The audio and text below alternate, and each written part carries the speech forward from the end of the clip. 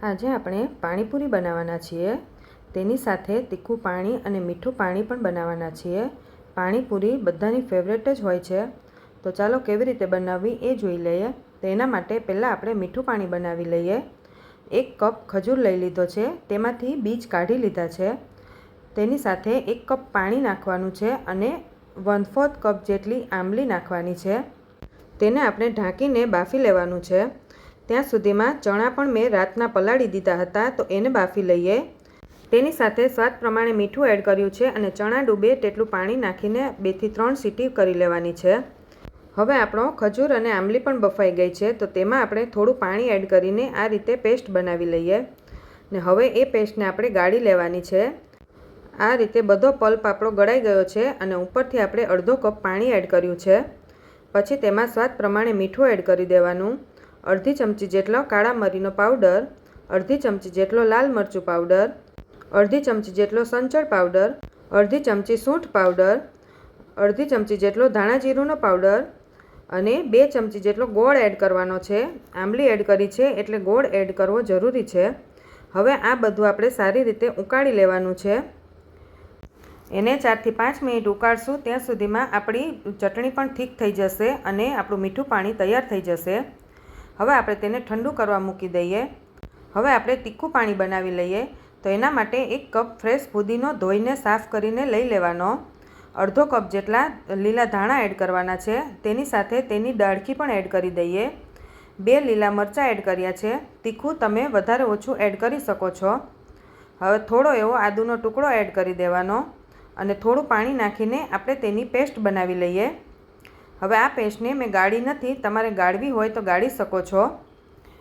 પછી તેમાં આપણે ઠંડુ પાણી એડ કરવાનું છે। મેં અહીંયા 2 કપ જેટલું એડ કર્યું છે। પછી આપણે તેમાં સ્વાદ પ્રમાણે મીઠું એડ કરી દેવાનું છે। 1 ચમચી જેટલો સંચળ પાવડર એડ કરી દઈએ। 1 થી 1.5 લીંબુ એડ કરવાનું છે। પછી 2 ચમચી જેટલો પાણીપુરીનો જે મસાલો આવે એ એડ કર્યો છે।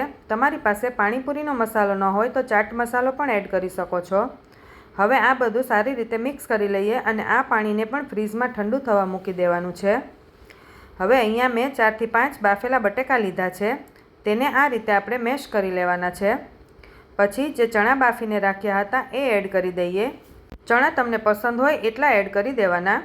પછી સ્વાદ પ્રમાણે મીઠું એડ કરી દઈએ। થોડા લીલા ધાણા એડ કરી દેવાના છે। 1 ચમચી જેટલો ચાટ મસાલો એડ કરી દઈએ। હવે બધું સારી રીતે મિક્સ કરી લેવાનું છે। અહીંયા તમે લાલ મરચું પાવડર પણ એડ કરી શકો છો। હવે આપણે અડધો કપ ચણાનો લોટ લીધો છે, તેમાં સ્વાદ પ્રમાણે મીઠું, ચપટી હળદર અને ચપટી સોડા એડ કરવાનો છે। પછી તેમાં જરૂર પ્રમાણે પાણી એડ કરતું જવાનું છે। પછી તેનું એકદમ ઘટ્ટ પણ નહીં અને એકદમ પતલું પણ નહીં એવું બેટર બનાવવાનું છે। બેટર આપણું પરફેક્ટ છે ને એ જોવા માટે આ રીતે ચમચીને કોટ કરીને જોઈ લેવાનું। ચમચીને કોટ થવું જોઈએ। પછી આપણે જે તળવા માટેનો જે જાળો હોય એમાં આપણે પાડીને બૂંદી બનાવવાની છે। તમારી પાસે બૂંદીનો જારો હોય તો એમાંથી પણ તમે બનાવી શકો છો। આ રીતે બૂંદી આપણે તૈયાર કરી લઈએ।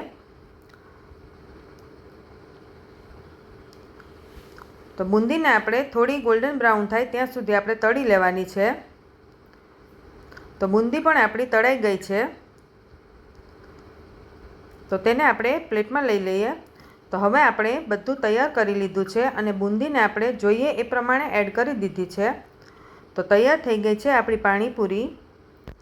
પાણીપુરી નાના મોટા સૌને પસંદ હોય છે, તો તમે પણ ઘરે જરૂરથી ટ્રાય કરજો। એકદમ ઇઝી રીતે બની જાય તેવી પાણીપુરી અને જોઈને જ મોઢામાં પાણી આવી જાય તેવી પાણીપુરી તમને કેવી લાગી એ મને જરૂરથી કમેન્ટ કરીને જણાવજો। અને હા, લાઇક, શેર, સબસ્ક્રાઈબ કરવાનું ન ભૂલતા।